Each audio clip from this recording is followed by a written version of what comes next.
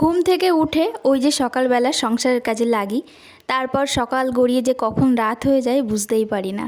So hello everyone, সবাই কেমন আছেন? আশা করছি সবাই খুব ভালো আছেন আর আমিও ভালো আছি। আজকের দিনটা ছিল শনিবার আর এখন বেলা বাজে ওই দুপুর 1টা মতো। আমার অর্ধেকটা রান্না হয়েছে, এখনও অর্ধেকটা রান্না বাকি রয়েছে।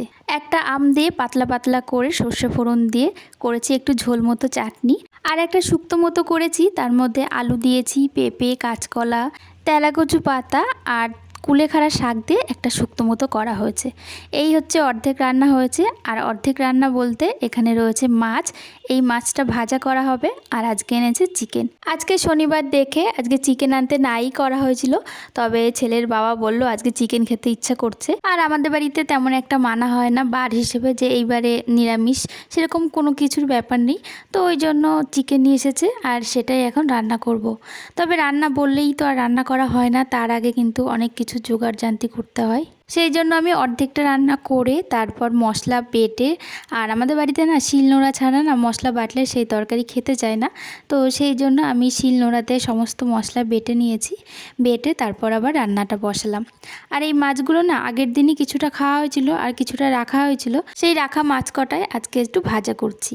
আর এই মাছগুলো কিন্তু আমি মশলা দিয়ে মাখিয়ে রেখেছি। মশলা দিয়ে মাছ ভাজা খেতে কিন্তু ভীষণ ভালো লাগে। শুধুমাত্র লবণ আর হলুদ দিয়ে মাছ ভাজা করলে সেই মাছ আমাদের বাড়িতে আবার খায় না।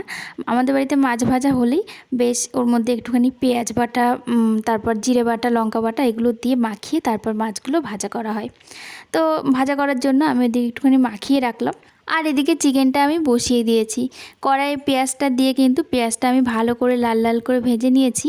আর তার মধ্যে রসুন থেতো করে রেখেছিলাম, রসুনটা দিয়ে আর একটু ভাজা ভাজা করে ওর মধ্যে আমি চিকেনটা দিয়ে দিয়েছি।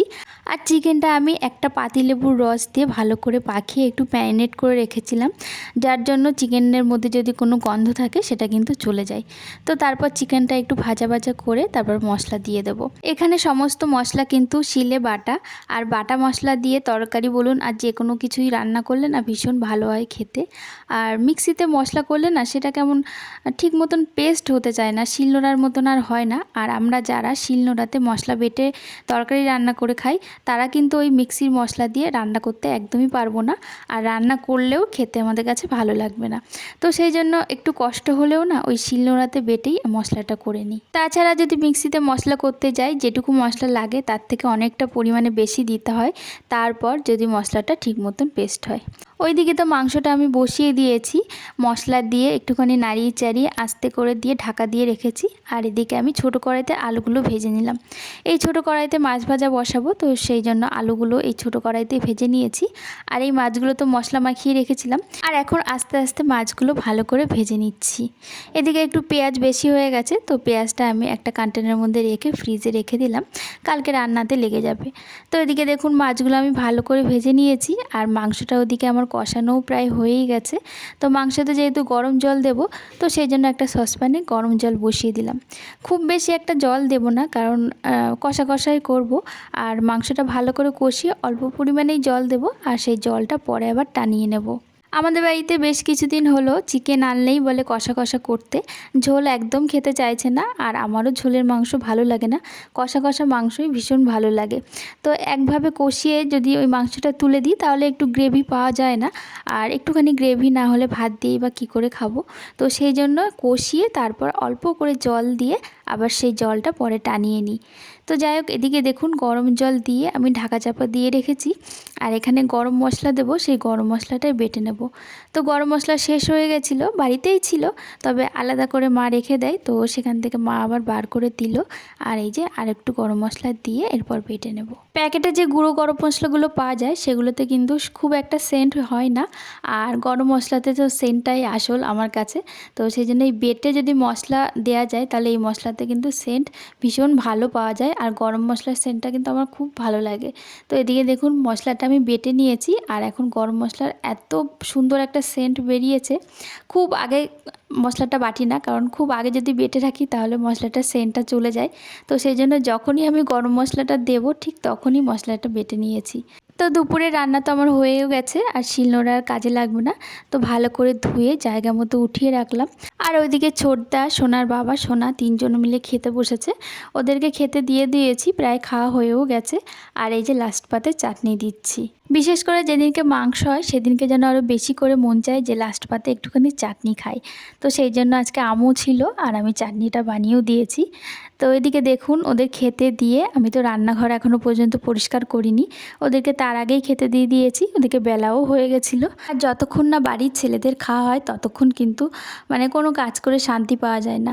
আগে রান্না বান্না করে বাড়ির ছেলেদের খাওয়ানো হবে, তারপর নিশ্চিন্তে কিন্তু সমস্ত কাজকর্ম করা যায়। তো ওদিকে ওদের খাওয়া হয়ে গেছে, ছেলেরও খাওয়া কমপ্লিট। আর এখন আমি রান্নাঘরটা পরিষ্কার করে নিচ্ছি। এখনও পর্যন্ত কিন্তু আমার স্নান হয়নি, আর আমি রান্নার আগে স্নানটা করি না। কারণ গরমকালে রান্নার আগে স্নান করলে আবার রান্নার পরে স্নান যদি না করি তাহলে গায়ের মধ্যে একটা কিটকিটে ভাব, অসহ্য লাগে। তো যতই জামাকাপড় ছাড়া হোক না কেন স্নান না করলে ভালো লাগে না। তো সেই জন্য আমি রান্নার আগে স্নান করি না, একেবারে রান্না বান্না করে রান্নাঘর পরিষ্কার করে তারপরেই স্নানটা সারি। তো চলুন এদিকে দেখুন আমার রান্না বান্না কমপ্লিট হওয়ার পর রান্নাঘর ভালো করে পরিষ্কার করে নিয়েছি। আর এরপর স্নান করতে যাব। স্নান করে পুজোটা সেরে এখন খেতে বসেছি। আর আমি আর মাসি দুজনে মিলে খেতে বসেছি সবার লাস্টে। আমাদের প্রতিদিন কিন্তু এইরকমই হয়। আমি প্রথমেই তো বললাম সকালবেলা ঘুম থেকে উঠে ওই যে সংসারের কাজে লাগি, তারপর কখন যে সকাল গড়িয়ে সন্ধ্যা হয়ে যায় বুঝতেই পারি না। আর এদিকে দেখুন একজন বয়স্ক মহিলা, ইনি হচ্ছে মাসি হয়।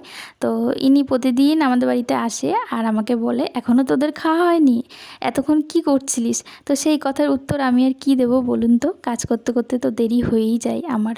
তো যাই হোক, আপনাদের কি হয় অবশ্যই কমেন্টে জানাবেন। আমার তো দেরি হয়। আর আজকে যেহেতু মাংস রান্না হয়েছে, ওই দূরেতেই বসে আছে আর আমাকে বলছে, তোরা যে মাংসর কি খাস? আমি তো ভাল লাগে না, ওনারা কি ঘৃণা লাগে। আসলে উনি ছোটোবেলা থেকে কোনোদিনও মাংস খায়নি, তো সেই জন্য ওনার ঘৃণা লাগে, সেটাই আর কি আমাকে বলছিল। তো আমিও আবার জিজ্ঞাসা করছিলাম যে তুমি কোনোদিন মাংস খাওনি, ছোটোবেলা থেকেই খাওনি? তো বলছে না। তো যাই হোক, এদিকে আমার খাওয়া দাওয়া প্রায় শেষ। আর চাটনিটা আমি চুমুক দিয়ে খাচ্ছি। চাটনিটা ভাত দিয়ে আমার অতটা খেতে ভালো লাগে না, চুমুক দিয়ে খেতেই বেশি ভালো লাগে। আজকে তো শনিবার, ছেলের আবার আঁকা আছে, 4:45 থেকে আঁকা শুরু হয়।